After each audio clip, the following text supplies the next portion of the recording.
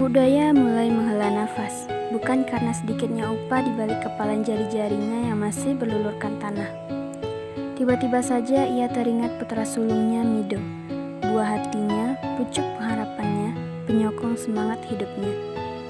Ditepisnya ingatan penyentil bendungan tangisnya sembari menuju rumah tempatnya menyimpan seluruh kenangan bersama anaknya setelah menerima upah. Dengan langkah kakinya yang tertatih-tatih, ia tetap menyapa beberapa orang di jalan yang ditemuinya dengan senyuman merekah meski tanpa gincu merah di bibir gersangnya. Walau punggungnya terasa berat dibebani oleh badan putri kecilnya, ia tetap teguh dan melangkah tanpa goyah. Ia selalu yakin tidak akan tumbang begitu saja hanya karena kaki asap urat kepunyaannya. Dari kejauhan ia melihat seseorang yang sedang menunggunya di depan rumah sembari berbincang dengan Mido. Beberapa tawa kecil dan malu-malu memecahkan heningnya rumah budaya. Ya, itu adalah wanita cantik yang sedang hamil muda. Wanita itu sering menemuinya saat senja mulai meniadakan matahari. Ketika sampai di rumahnya, ibu dua anak itu bertemu dengan wanita hamil yang hendak meminta sedikit pucuk ubi kepadanya.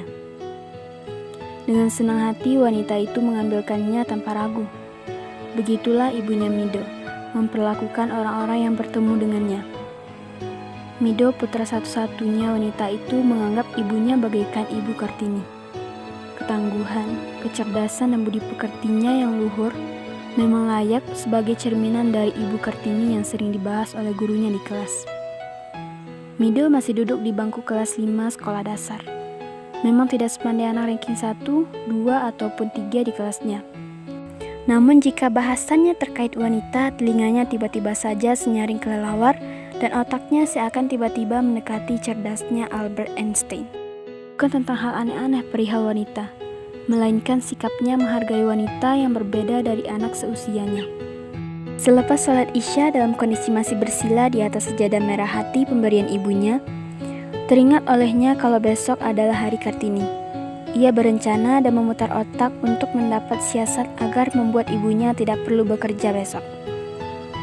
Besok adalah hari Kartini, hari istimewa bagi semua wanita tangguh, cerdas, dan berbudi pekerti luhur di tanah air. Hal istimewa semacam ini juga harus dirasakan oleh ibunya Mido, selaku wanita yang tidak kenal lelah, yang menjaga dan merawat ia dan adiknya, juga selalu ramah pada orang-orang. Hari Kartini kali ini ia ingin membelikan ibu dan adiknya buku karya Kartini berjudul Habis Gelap Terbitlah Terang. Walau tak tahu isi bukunya, tapi Mido ingin memberikan hadiah tersebut untuk ibunya. Menurutnya, mungkin buku itu bisa menyemangati dan memotivasi ibunya agar tidak menyerah walau banyak hambatan sebagaimana kisah Kartini dulu. Kurung di dalam rumah, tidak dibolehkan sekolah oleh ayahnya, namun malah berhasil mendirikan sekolah bagi perempuan dan berbagi ilmu yang didapatnya dari membaca buku. Bahkan hingga menjelang ajalnya, Kartini meminta untuk diberikan beasiswa kuliah di Belanda waktu itu yang tidak kesampaian. Cerita itu didengar Mido dari sahabat karibnya minggu lalu. Sembari asik mendongeng dirinya sendiri, tiba-tiba ibunya memanggil, "Do, ayo makan sini, ibu sudah buatin sayur pucuk ubi sama kentang balado kesukaanmu."